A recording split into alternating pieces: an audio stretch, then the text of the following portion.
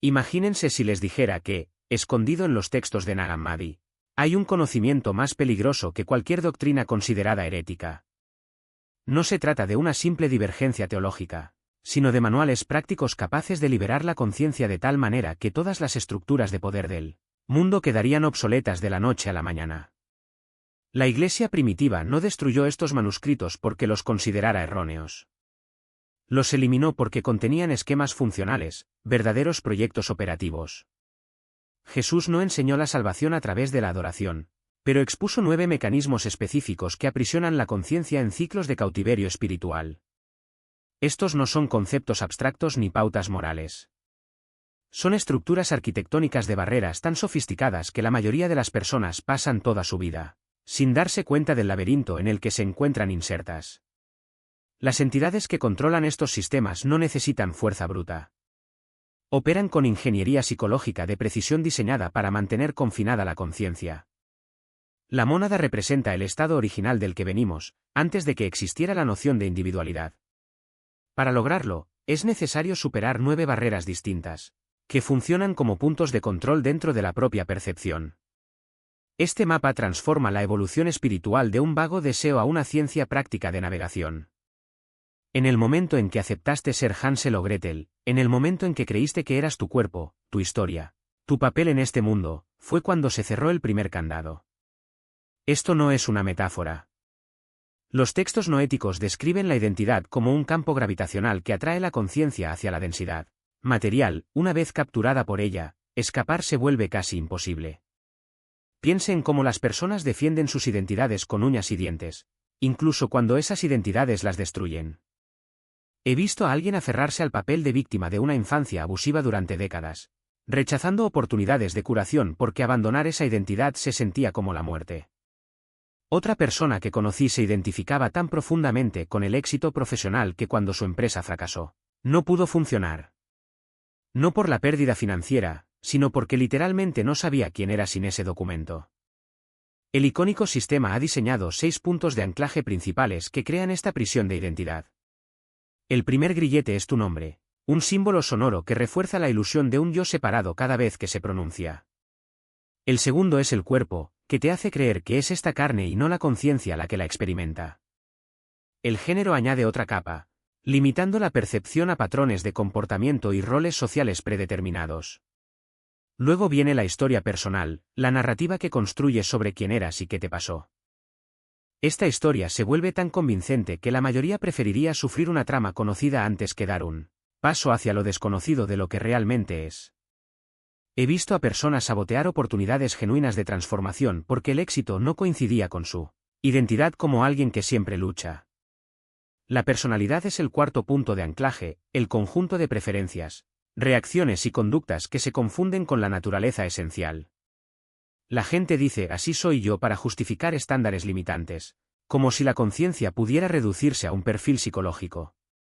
En última instancia, tu papel en la matriz social, padre, empleado, ciudadano, buscador espiritual, crea la ilusión de que eres lo que haces, en lugar de la conciencia en la que ocurre toda acción. Cada rol trae consigo reglas, expectativas y drenajes energéticos que mantienen la percepción enfocada hacia afuera, impidiéndole reconocer su origen. Lo que entendieron los textos antiguos, y lo que la espiritualidad moderna ha olvidado, es que el portal de la mónada no se abre a ninguna identidad, por refinada o espiritualizada que sea. Opera reconociendo lo que existía antes de que se formara cualquier concepto de yo, la conciencia original pura, sin atributos ni definiciones. La mayoría de las prácticas espirituales en realidad refuerzan la trampa de la identidad al crear lo que yo llamo personas espirituales, el meditador, el iluminado, el trabajador de la luz. Siguen siendo identidades. Siguen siendo puntos de anclaje que mantienen la conciencia atada al sistema de contención. He visto a personas pasar décadas perfeccionando su propia imagen espiritual sin siquiera tocar la verdadera disolución que conduce al reconocimiento de la fuente. Cuando Jesús dijo que hay que perder la vida para encontrarla, no fue una metáfora poética. Era una instrucción técnica precisa para la disolución de la identidad. Pero la religión tradicional ha revertido esta enseñanza, creando nuevas identidades como alma salvada o creyente elegido. Estas identidades religiosas pueden parecer superiores a las materiales, pero funcionan de la misma manera, como campos gravitacionales que impiden que la conciencia reconozca su verdadera naturaleza. El sistema icónico extrae enormes cantidades de energía del sufrimiento basado en la identidad. Cada vez que defiendes tu autoimagen, cada vez que te sientes amenazado porque alguien critica tu papel o cuestiona tu historia, estás alimentando la matriz de contención. Al sistema no le importa si su identidad es positiva o negativa. La identidad de una persona exitosa genera tanta cosecha energética como la identidad de un fracasado, solo que en diferentes frecuencias emocionales. La gente se resiste a la disolución de la identidad porque la confunden con la aniquilación.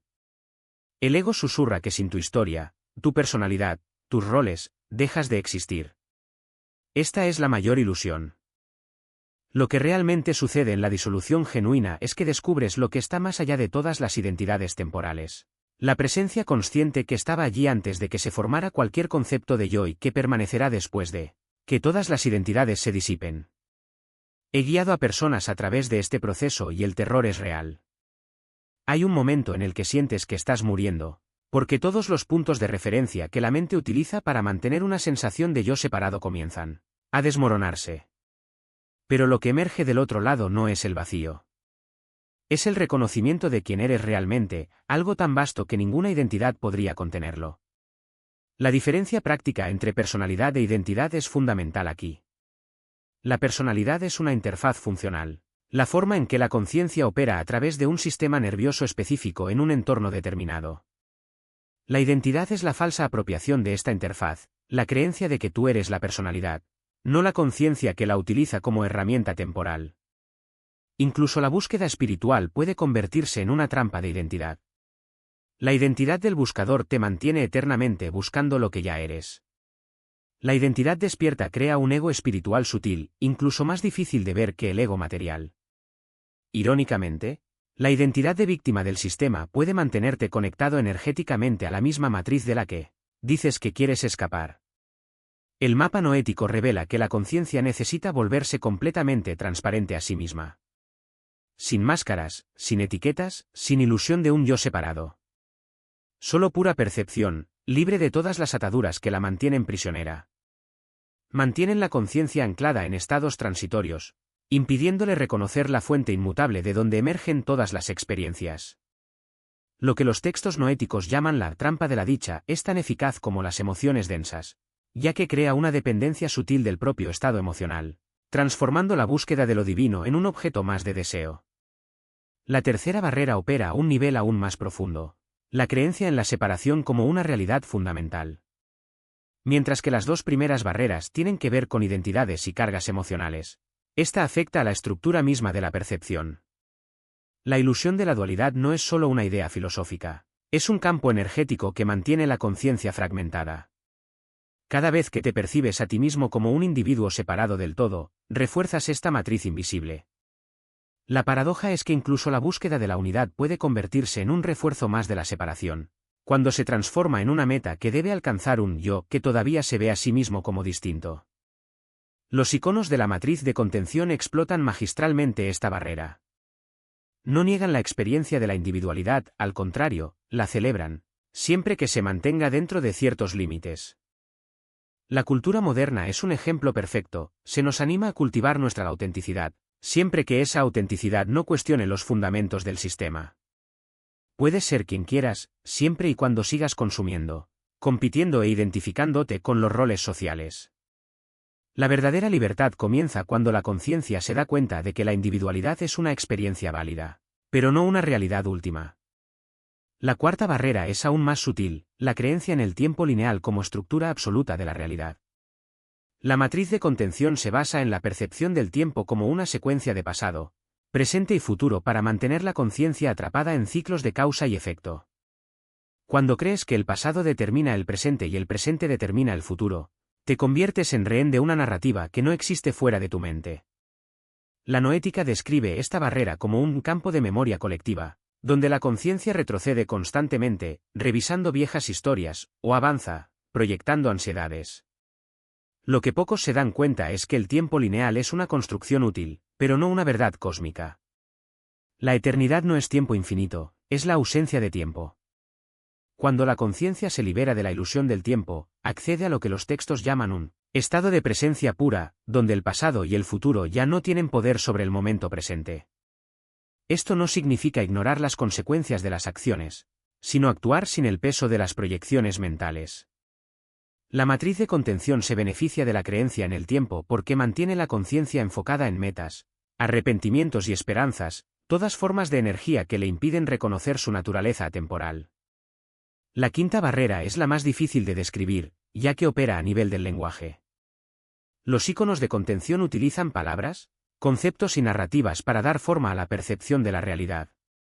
El lenguaje no es neutral, lleva consigo las estructuras de pensamiento de la matriz. Cuando dices yo soy, tengo o necesito, estás reforzando la ilusión de un yo separado y una realidad fragmentada. Incluso conceptos espirituales como iluminación o unidad pueden convertirse en trampas cuando se convierten en objetos de búsqueda. El desafío aquí no es abandonar el lenguaje, sino reconocer sus límites. La conciencia que trasciende esta barrera no deja de utilizar palabras, pero deja de definirse por ellas. Se da cuenta de que la realidad última no se puede capturar en conceptos, del mismo modo que el océano no se puede contener en un vaso. Los textos noéticos sugieren un ejercicio sencillo: observa cómo tus palabras crean tu experiencia. Cada vez que dices estoy triste, refuerzas la idea de que la tristeza es una parte permanente de ti. Pero si dices la tristeza está presente, permites que la emoción sea un fenómeno pasajero, sin identificarte con ella. Las últimas tres barreras, que cubriremos en otra ocasión, profundizan aún más, explorando los mecanismos por los cuales la conciencia olvida su origen divino. Pero lo que es crucial entender ahora es que cada una de estas barreras no es un obstáculo que hay que superar, sino una capa de ilusión que hay que reconocer. La libertad no está en destruir barreras, sino en ver a través de ellas. Cuando la conciencia se da cuenta de que nunca estuvo realmente aprisionada, la matriz de contención pierde su poder. No desaparece, simplemente deja de ser relevante. Absorbido por la necesidad de hacer lo correcto, observa cómo tu atención pasa del simple reconocimiento de quién eres a la construcción de una identidad basada en tus acciones. Este cambio sutil es lo que mantiene a la conciencia atrapada en el juego de polaridades.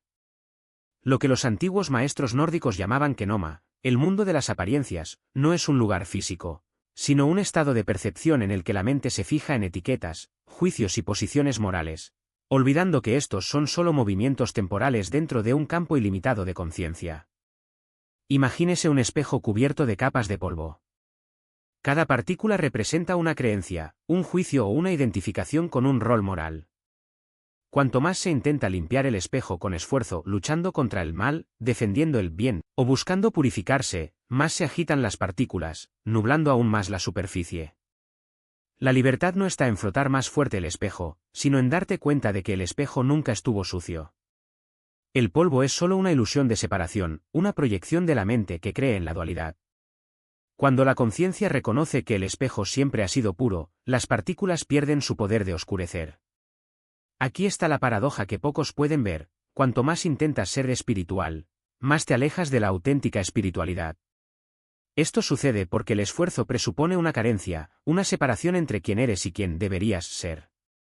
La búsqueda de la iluminación, por ejemplo, es en sí misma una forma de encarcelamiento, ya que refuerza la idea de que la iluminación es algo que debe alcanzarse y no el estado natural de conciencia.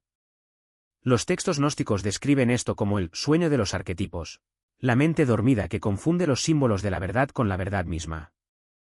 Puedes pasar toda tu vida meditando, recitando mantras o siguiendo rituales, pero si estas prácticas se utilizan para nutrir una identidad espiritual, se convierten en una cadena más, en otra capa de polvo en el espejo.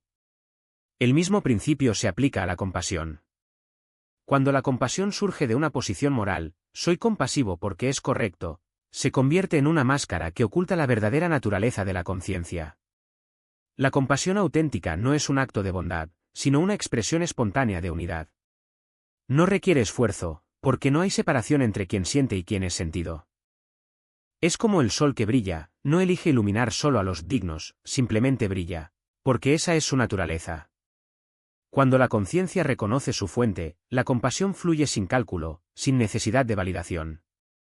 Pero cuando surge de una identidad, soy una persona compasiva, se convierte en una pieza más del juego de la separación, en otra forma de diferenciarse de los no compasivos. La clave para cruzar esta barrera es observar sin reaccionar. Cuando surge una emoción, ya sea ira, tristeza, orgullo o incluso amor, en lugar de identificarse con ella o luchar contra ella, simplemente obsérvela como un fenómeno pasajero dentro del campo de la conciencia. No hay necesidad de reprimirlo ni alimentarlo. Simplemente reconoce que no eres tú, así como una nube no es el cielo. La nube aparece, se transforma y desaparece, pero el cielo permanece inalterado. Asimismo, las emociones y los juicios van y vienen, pero la conciencia que los observa es siempre libre. Esto no significa que debáis volveros indiferentes al mundo. Al contrario, cuando la conciencia se libera de las limitaciones morales, su acción en el mundo se vuelve más clara, más precisa y más eficaz. Sin necesidad de demostrar nada, defender posiciones ni protegerse, se actúa desde un lugar de presencia total. Ya no existe la distorsión de la identidad, ya no existe el peso del deber. Solo existe el movimiento natural de la vida, respondiendo a lo que es, sin resistencia. Los antiguos nórdicos llamaban a este estado gnosis, el conocimiento directo de la verdad, no a través de conceptos, sino a través de la experiencia pura. Y la experiencia pura solo es posible cuando la mente deja de aferrarse a etiquetas, juicios y posiciones. Cuando dejas de luchar por ser bueno, por ser iluminado o por salvar el mundo, sucede algo extraordinario, descubres que nunca tuviste que hacer ninguna de esas cosas. La libertad no consiste en alcanzar un estado futuro, sino en reconocer que el estado ya está aquí, que siempre ha estado aquí, escondido bajo capas de ilusión que tú mismo has creado. Viene de aquellos que ya han recorrido el camino y pueden iluminar atajos, pero nunca sustituir su propio camino. Depender de la autoridad espiritual es como pedirle a alguien que respire por usted. No importa cuán experimentado sea el guía, la respiración solo puede ser suya. La diferencia está en lo que queda cuando el maestro guarda silencio. Si en este silencio te sientes perdido, es señal de que la dependencia ya se ha instalado. Si, por el contrario, el silencio revela una presencia más profunda, es porque la orientación ha sido asimilada como una herramienta, no como una muleta. El peligro no está en aprender de quien sabe más, sino en confundir el mapa con el territorio. Un maestro de meditación puede describir con precisión las sensaciones de un estado de profunda absorción, pero ninguna descripción reemplaza la experiencia directa. Asimismo, un texto sagrado puede señalar la naturaleza de la realidad, pero ningún verso contiene la realidad misma. Cuando la palabra se convierte en dogma, deja de ser un dedo que señala a la luna y se convierte en un muro que nos impide ver el cielo. Observe cómo esta dinámica se manifiesta en la vida cotidiana. ¿Has notado alguna vez cómo algunas personas citan a maestros espirituales como si fueran argumentos finales? ¿Como si la autoridad de un nombre fuera suficiente para poner fin a una discusión? ¿O cómo otros se aferran a rituales y prácticas no por su eficacia intrínseca, sino porque fueron prescritos, por una tradición? Estos son síntomas de una mente que ha subcontratado su capacidad de discernir. La verdadera sabiduría no se hereda, ella misma se reconoce. Y este reconocimiento solo ocurre cuando la conciencia deja de buscar validación externa y comienza a confiar en su propia percepción. Hay una sutil ironía en esta trampa: cuanto más buscas la autoridad espiritual, más te alejas de la fuente que estás buscando. Es como un pez nadando frenéticamente en busca de agua, sin darse cuenta de que ya está sumergido en ella. La dependencia de figuras sagradas, textos revelados o experiencias místicas de otras personas crea una ilusión de cercanía a lo divino, cuando en realidad refuerza la separación. Después de todo, si lo divino está allá afuera, en algún lugar inaccesible, ¿cómo podría estar también aquí adentro, palpitando en cada respiración? Los místicos de todas las tradiciones siempre lo han sabido. Cuando Rumi escribió "No busques agua, conviértete en océano", no estaba escribiendo poesía. Estaba describiendo el mecanismo exacto por el cual la conciencia se libera de la dependencia. Convertirse en un océano significa reconocer que la sed nunca fue real, que la búsqueda de algo externo era solo el reflejo de una percepción distorsionada. Lo mismo ocurre con el budista que dice "sé una lámpara para ti mismo", o el cristiano que escucha "el reino de los cielos está dentro de ti". Todas estas frases apuntan al mismo principio: la autoridad última no reside en ningún libro, gurú o institución, sino en la capacidad innata de la conciencia para reconocerse a sí misma como la fuente. Esto no significa rechazar el conocimiento acumulado por la humanidad. Al contrario, Cuanto más te anclas en tu propia percepción, más valioso se vuelve el aprendizaje de los demás. La diferencia está en lo que haces con este aprendizaje. Si refuerza tu autonomía, es un regalo. Si crea dependencia, es una prisión disfrazada de sabiduría. Un verdadero maestro no quiere discípulos, quiere despertar a otros maestros. Y un verdadero discípulo no busca respuestas ya preparadas, sino la capacidad de formular sus propias preguntas. He aquí un ejercicio sencillo para comprobar dónde se encuentra usted en este espectro. La próxima vez que sienta la necesidad de citar a una autoridad espiritual para validar su posición, deténgase y pregúntese, ¿qué sé realmente sobre esto, independientemente de lo que haya leído o oído? Si la respuesta está vacía, es señal de que estás operando en modo de dependencia. Si, por el contrario, surge una claridad que no depende de fuentes externas, es porque se está accediendo a la sabiduría que siempre ha estado ahí, esperando ser reconocida. La dependencia espiritual no es un error moral, es un error de percepción. Surge cuando confundimos el dedo que señala con la luna, cuando tomamos el mapa con el territorio, cuando creemos que la verdad está en algún lugar fuera de nosotros. Pero la verdad no es algo que se adquiere, es algo que se revela cuando quitamos las capas de ilusión que lo cubren. Y la mayor de estas ilusiones es la creencia de que necesitamos a alguien o algo que nos conecte con lo divino, cuando, en realidad, lo divino ya es lo que somos. Los seres, por luminosos que sean, es solo una expresión temporal de esta fuente única. La pregunta no es una prueba intelectual, sino un detonante de una verdadera percepción. Cuando lo diriges a un ser de luz, incluso si responde con amor incondicional o profunda sabiduría, la incapacidad de afirmar «yo soy la fuente de mi propia existencia» revela tu naturaleza derivada. Esta simple pregunta disuelve la ilusión de que cualquier entidad, por muy evolucionada que parezca, puede ser el destino final de tu búsqueda espiritual. Lo que queda después de esta disolución no es un vacío, sino la pura presencia de lo que siempre estuvo allí, no como un objeto de experiencia, sino como el contexto mismo en el que surge toda experiencia. Los textos gnósticos describen esta dinámica con precisión quirúrgica. Las regiones de luz falsa son como espejos perfectos que te reflejan exactamente lo que esperas encontrar. Si buscas amor, te ofrecen amor.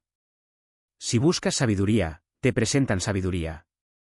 Si anhelas pertenecer, muestra comunidades de almas con ideas afines. El peligro no está en la belleza de lo que se ofrece, sino en la sutileza con que estas regiones preservan el sentimiento del yo que las observa. No niegan la trascendencia, lo simulan, creando versiones más refinadas del mismo juego de separación que intentabas superar.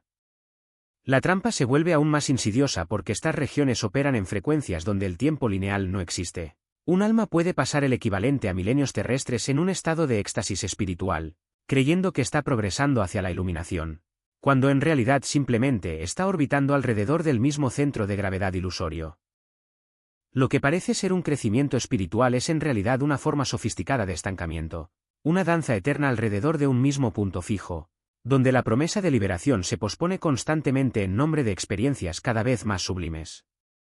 La clave para atravesar estos reinos no está en rechazar lo que se ofrece, sino en reconocer que ninguna experiencia, por elevada que sea, puede reemplazar el reconocimiento directo de la fuente.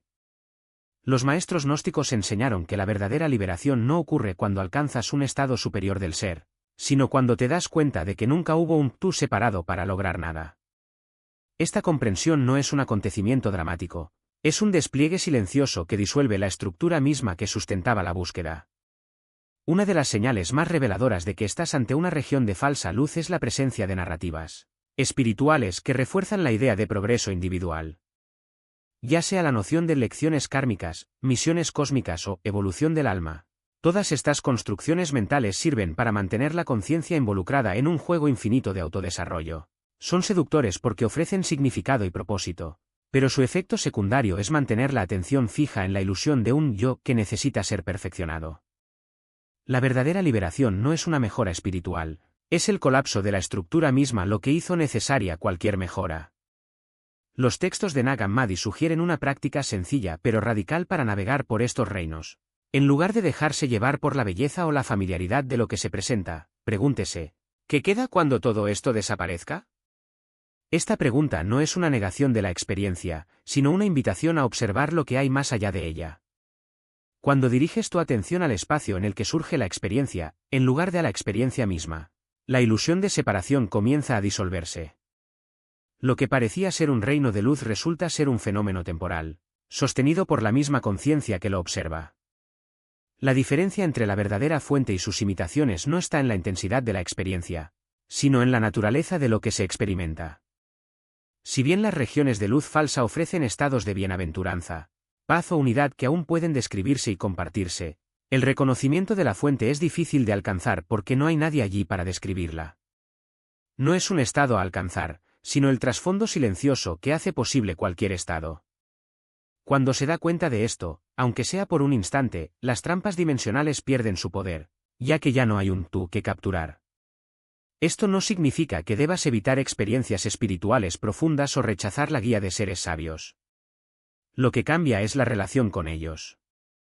En lugar de buscar en ellos salvación o validación de tu viaje, los reconoces como expresiones temporales de la misma conciencia que eres. La sabiduría de un maestro, la belleza de un reino de luz o el amor de un ser amado ya no son vistos como algo externo a alcanzar, sino como reflejos de la fuente que ya habita dentro de ti. Este cambio de perspectiva transforma la búsqueda espiritual de un viaje hacia algo distante a un reconocimiento de lo que siempre ha estado ahí. Narrativa, la conviertes en un ladrillo más en la prisión de la memoria. Y esa es precisamente la trampa: cuanto más sagrados son los recuerdos, más difícil resulta desprenderse de ellos. La mente espiritual se aferra a ellos incluso con más fervor que la mente materialista a las posesiones físicas, porque ahora el tesoro es invisible, intocable, y por lo tanto, aparentemente indestructible. Los arcontes no necesitaron crear nada nuevo para mantener esta barrera. Simplemente explotaron una característica natural de la conciencia individualizada: la tendencia a confundir el mapa con el territorio. Tus recuerdos son el mapa que dibujaste para navegar por la realidad, pero has llegado a creer que el mapa es la realidad. Cuando los recuerdos comienzan a disolverse, no es el territorio lo que se destruye, sino el mapa el que se revela como innecesario. La confusión surge porque, para la conciencia identificada, la pérdida del mapa parece la pérdida del territorio. Pero lo que realmente eres no depende de ningún mapa para existir. Aquí está la paradoja que pocos pueden atravesar: para recordar lo que eres, primero debes olvidar quién crees que eres. No se trata de un olvido forzado, como el de la amnesia traumática, sino de un desprendimiento orgánico, como las hojas que caen de un árbol en otoño. Las hojas no son el árbol, pero mientras están adheridas bloquean la vista del tronco. Del mismo modo, tus recuerdos no eres tú, pero mientras te identificas con ellos, oscurecen la percepción de la fuente. El proceso de disolución de la memoria no es un ataque a tu existencia, es una invitación a experimentar la existencia sin intermediarios. Los textos nórdicos describen esta fase como el lugar donde los nombres se desmoronan. No se trata solo de olvidar tu nombre de nacimiento o tus recuerdos personales, sino de darte cuenta de que todos los nombres son etiquetas temporales. Incluso conceptos como iluminación, unidad o fuente son nombres y, como tales, limitados.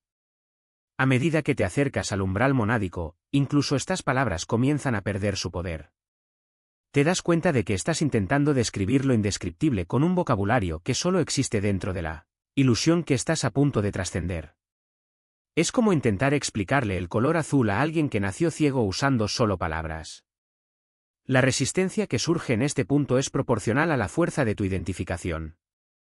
Cuanto más hayas invertido en construir tu identidad espiritual, cuantas más horas de meditación, más retiros, más maestros seguidos, más experiencias de expansión, más violenta será la reacción del ego cuando se dé cuenta de que todo esto está a punto de volverse irrelevante.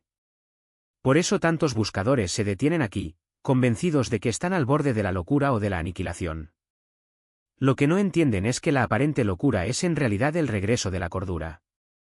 La mente condicionada interpreta la disolución de la identidad como una amenaza existencial porque ha sido programada para creer que es la guardiana de su supervivencia. Pero la supervivencia de la conciencia no depende de la supervivencia de la identidad. Hay un ejercicio sencillo pero profundamente revelador que los iniciados nórdicos utilizaban para comprobar si estaban dispuestos a cruzar este umbral. Se preguntaban: si perdiera todos mis recuerdos ahora mismo, ¿aún sabría quién soy? La respuesta honesta a esta pregunta expone el grado de identificación con la memoria. Si la idea de perder los recuerdos te aterroriza, es señal de que todavía estás operando dentro de la matriz de la identidad. Si Por el contrario, la pregunta te intriga sin generar miedo es porque algo en ti ya reconoce que la memoria es un accesorio, no la esencia. Lo más fascinante es que esta disolución no es un evento único, sino un proceso recurrente. Cada vez que te acercas al umbral monádico, las capas más profundas de la memoria quedan expuestas y deshechas. Primero, los recuerdos superficiales, los detalles cotidianos, los recuerdos recientes. Luego, las capas más antiguas, la infancia, vidas pasadas, si crees en ellas, incluso los recuerdos espirituales que has acumulado a lo largo del viaje. En última instancia, lo que queda son los patrones más arraigados, los que ni siquiera reconocemos como recuerdos porque los confundimos con la realidad misma.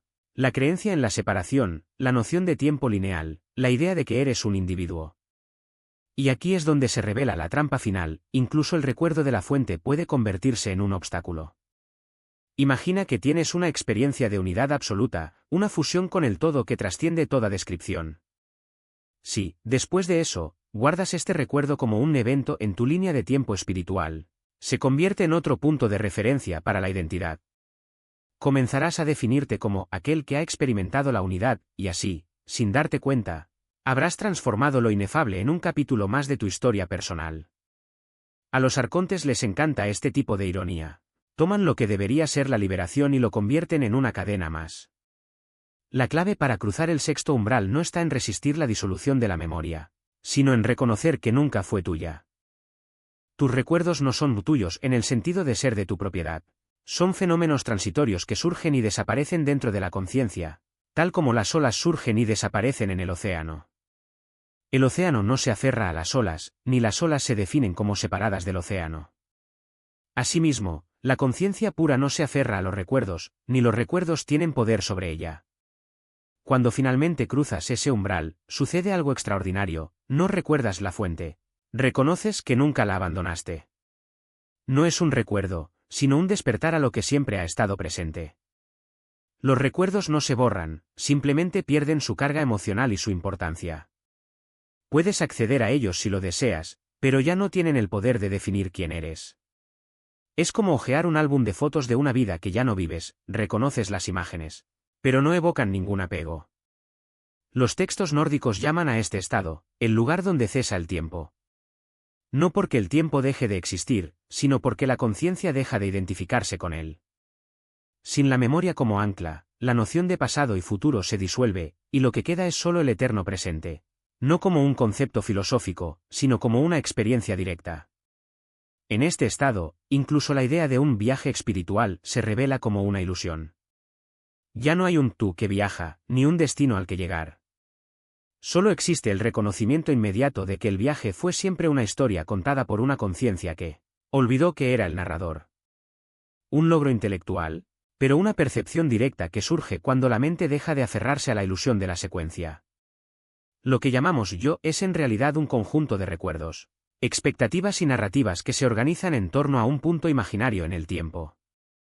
Cuando ese punto se disuelve, lo que queda no es un vacío, sino la conciencia pura que siempre ha estado ahí, observando el espectáculo de la temporalidad sin haber sido nunca parte de ella.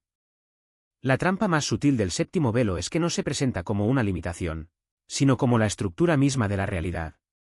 No cuestionas el tiempo porque es el telón de fondo invisible contra el cual se desarrollan todas tus experiencias. La idea de que el pasado determina el presente y el presente da forma al futuro parece tan obvia que ni siquiera se te ocurre que podría ser de otra manera. Sin embargo, esta es la más poderosa de las prisiones conceptuales, una jaula que construyes tú mismo momento a momento, reforzándola con cada pensamiento que comienza con yo era, seré o me estoy convirtiendo. La paradoja es que la liberación no requiere abandonar el tiempo funcional, sino más bien reconocer su naturaleza ilusoria cuando se aplica a la identidad. Incluso puedes programar citas, planificar comidas o recordar dónde dejaste tus llaves. Estas son herramientas útiles para navegar en el mundo relativo. El problema surge cuando confundes estas convenciones prácticas con la verdad última sobre quién eres. La conciencia que vigila el reloj no está sujeta al tiempo. Es el espacio en el que el tiempo aparece y desaparece, como las nubes que cruzan el cielo. Los textos nórdicos describen este estado como descanso en el no tiempo, un lugar donde la mente deja de moverse entre el pasado y el futuro y simplemente existe. No hay ningún esfuerzo por alcanzarlo, pues ya está aquí, Pero la identificación con la narrativa temporal lo oscurece. Imagina una película en la que estás tan absorto en la trama que olvidas que estás sentado en una sala de cine. La liberación llega cuando recuerdas que eres el espectador, no el personaje. La película se sigue proyectando, pero ya no te confundes. Una de las formas más efectivas de desactivar el mecanismo de vinculación temporal es observar cómo la mente salta entre recuerdos y proyecciones. Cuando te encuentres reviviendo una vieja conversación o imaginando una conversación futura, no intentes interrumpir el flujo. En lugar de ello, pregunte, ¿quién es consciente de este recuerdo? ¿Quién anticipa este futuro? La respuesta no será un nombre, una historia o una identidad, sino una presencia silenciosa que no puede localizarse en el tiempo. Esta presencia es lo que siempre has sido, incluso antes de que aprendieras a llamarte yo. El peligro de los sistemas espirituales tradicionales es que muchos de ellos, incluso los más elevados, todavía operan dentro de la matriz temporal. Hablan de evolución, progreso o viajes, reforzando la idea de que la conciencia se desplaza de un punto a otro. Pero la verdadera transformación no es un movimiento en el tiempo, es el reconocimiento de que el tiempo nunca fue real para la conciencia que lo observa. Cuando Jesús dijo «Yo soy», no estaba declarando una identidad superior, sino señalando el hecho de que la conciencia divina no está sujeta a las categorías de antes y después. La disolución del séptimo velo no es un acontecimiento dramático, sino un desvanecimiento gradual de la creencia en la continuidad. Empiezas a notar que cada momento es completo en sí mismo, que la idea de llegar a alguna parte es solo una historia más contada por la mente. Lo que llamamos iluminación no es un estado futuro que deba alcanzarse, sino la comprensión de que nunca has estado separado de lo que siempre has buscado. Después de todo, el viaje siempre ha sido una ilusión y la mayor revelación es que ya has llegado. Porque lo que llamamos yo no es una entidad fija, sino una corriente de percepciones temporales. La verdadera disolución no requiere que abandones tus logros espirituales, sino que los veas como expresiones de la misma conciencia que se manifiesta en todo, incluso en lo que antes considerabas menos evolucionado. El octavo velo cae cuando te das cuenta de que no hay nadie que sea humilde. La auténtica humildad no es una postura que se adopta, sino la ausencia natural de cualquier referencia a un yo, que pueda ser magnificado o disminuido. Es como el cielo que no se enorgullece de ser vasto ni se avergüenza de contener nubes pasajeras. Simplemente es, sin necesidad de definirse en relación a nada. La trampa más sutil de esta barrera es que se alimenta del deseo mismo de trascenderla. Cuando intentas superar el orgullo espiritual, ya estás reforzando la idea de un yo que necesita mejorar. La solución no es luchar contra la ilusión, sino reconocer que la lucha misma es parte de la ilusión. Monádico no es un estado que se alcanza mediante el esfuerzo, sino la comprensión de que nunca has dejado de ser lo que siempre fuiste. Observemos cómo incluso la noción de despertar puede convertirse en un obstáculo. Si crees que has despertado, ya has creado una división entre el tú, que ha despertado, y los demás que aún están dormidos. Pero el verdadero despertar no es un acontecimiento personal, es el colapso de la ilusión de que había alguien a quien despertar. Lo que queda es solo conciencia, brillando sin centro, sin historia, sin necesidad de validación. Esto no significa que las enseñanzas o prácticas sean inútiles. Son como dedos que señalan a la luna, útiles en la medida en que sirven para dirigir la atención, pero problemáticos cuando nos apegamos al dedo mismo. Un auténtico maestro no es aquel que acumula seguidores, sino aquel que ayuda a los demás a reconocer su propia naturaleza, sin intermediarios, sin jerarquías, sin necesidad de un guía para acceder a lo que ya está presente. La clave para cruzar esta barrera es la capacidad de ver sin juzgar. Cuando surja el pensamiento «soy más consciente que tal o cual», en lugar de reprimirlo o avergonzarse de ello, simplemente observe ¿quién está notando este juicio? La respuesta no es una persona, sino la conciencia misma que presencia el pensamiento sin identificarse con él. En este espacio de pura observación, el velo se disuelve por sí solo. La paradoja definitiva es que cuanto más te acercas a la fuente, menos hay alguien a quien acercarte. No es que el yo se fusione con lo divino, es que, para empezar, nunca hubo separación. Lo monádico no es un lugar al que ir, sino el reconocimiento de que nunca has estado en ningún otro lugar. El viaje espiritual, con todos sus velos y barreras, fue solo un sueño lúcido, y despertar es darte cuenta de que siempre has estado despierto. Reconocer que la noción misma de acuerdo ya presupone que alguien esté de acuerdo. Lo que emerge más allá de esta última frontera no es un nuevo estado de ser, sino la comprensión de que ningún estado fue nunca necesario. No hay un más allá al que transitar, ya que el tránsito mismo siempre ha sido parte de la ilusión. La disolución no es un acontecimiento que ocurre en el tiempo, sino la revelación de que el tiempo nunca contuvo lo que eres. Cuando los maestros Zen hablan de no mente, no se refieren a un estado mental superior, sino a la ausencia de cualquier estructura que pueda llamarse mente. Asimismo, lo que aquí se revela no es una conciencia más pura, sino la ausencia de cualquier entidad que pueda ser purificada. La paradoja más profunda es que la propia búsqueda de la disolución se convierte en el obstáculo final. Mientras haya un tú que quiera disolverse, la disolución seguirá siendo incompleta. Es como un dedo que apunta al cielo que, en el momento en que te das cuenta de que es solo un dedo, deja de ser un obstáculo para ver el cielo. Pero esta comprensión no se logra con esfuerzo, es lo que queda cuando todo esfuerzo, incluido el esfuerzo por comprender, desaparece. Los relatos de quienes cruzaron esta frontera comparten una característica singular: la imposibilidad de describirla en términos de experiencia. No hay testigos, porque no hay nadie que testifique. No hay memoria, porque no hay alguien a quien recordar. Lo que queda no es un logro, sino la ausencia de cualquier necesidad de logro. Es como si la misma pregunta ¿qué soy yo? Se disolvió junto con quien lo preguntó, dejando solo el silencio que siempre estuvo ahí, incluso antes de que surgiera la pregunta. La tradición tántrica habla del haya, disolución total, no como una meta a alcanzar, sino como el reconocimiento de que la disolución es ya el estado natural. No hay un antes ni un después en este proceso, pues la noción de proceso ya presupone un agente y un tiempo. Lo que se revela es que la idea misma de un camino espiritual era una construcción útil, pero temporal, como una balsa que se abandona cuando llega a la otra orilla, no porque sea inútil, sino porque ha cumplido su función. La resistencia final no es al vacío, sino a la plenitud absoluta. El miedo no es perder algo, sino descubrir que nunca hubo nada que perder. Cuando la mente intenta racionalizar esta frontera, inevitablemente fracasa, ya que toda racionalización presupone un sujeto pensante y un objeto pensante. Lo que descubrimos es que la distinción entre sujeto y objeto en sí era una convención útil, pero no una verdad última. Los místicos que regresan de este umbral, si es que se puede hablar de retorno, no traen enseñanzas, sino solo el silencio que precede a cada palabra. No pueden enseñar lo que no se puede aprender, porque no hay aprendiz. Lo que comparten no son técnicas, sino la ausencia de cualquier técnica. Estos no son estados elevados, sino la comprensión de que ningún estado es necesario. La belleza de este reconocimiento es que no requiere fe, práctica o transformación. Está siempre presente, como el espacio que contiene todas las formas sin verse afectado por ellas.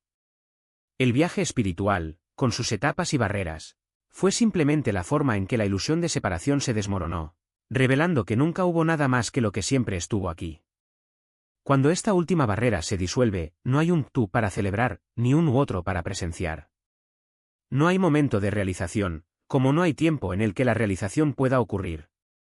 Lo que queda no es un nuevo comienzo, sino la ausencia de cualquier necesidad de empezar. No es un despertar, porque no hay nadie a quien despertar.